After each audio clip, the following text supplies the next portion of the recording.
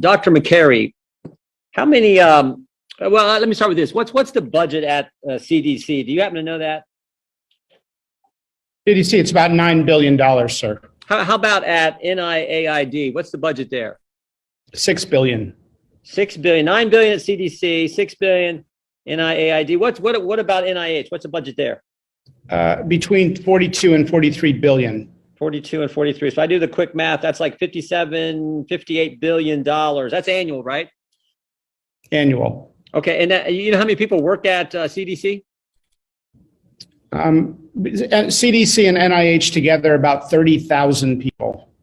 30,000. What about if you add in NIAID? Do you know how many that is? Or they're part of NIH as well, right? So 30. What was that number? That's right. That's right. 31,000 people between CDC and NIH. 31,000 people spending $58 billion a year. Why hasn't our government done a study on natural immunity? If I can be honest, Representative Jordan, I don't think they want to know the answer. It would undermine the indiscriminate vaccination policy for every single human being, including extremely low risk people. So, how many Americans have got COVID since we've had this virus? Do you know?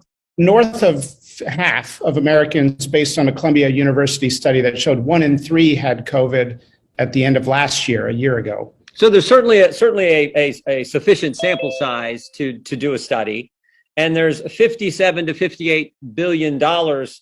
You could use some of that money to do a study.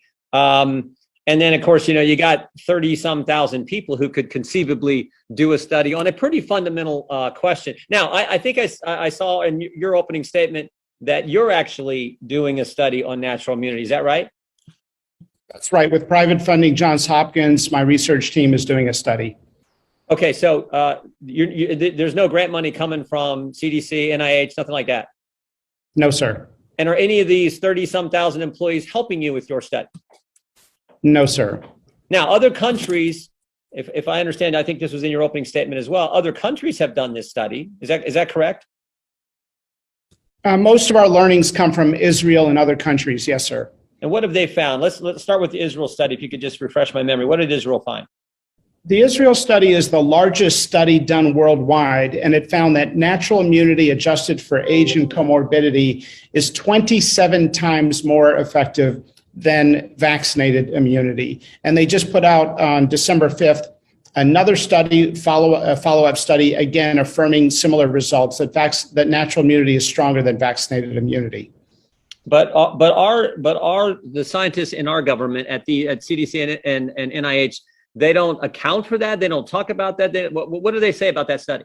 They never talk about it unless asked, but I would say that they are doing worse than being absent on the topic.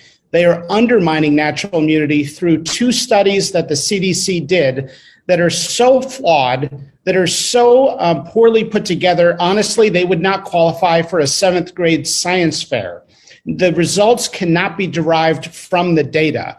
And it's a disgrace that those 2 studies were put out because it undermines the larger body of science. So they won't talk about international studies that conclude that natural immunity is 27 times better than the vaccine, but they will do some bogus, in your words, some 7th grade science experiment studies using some of those 33,000 employees and using some of that $58 billion of the American taxpayer money. They will do that. Is that fair?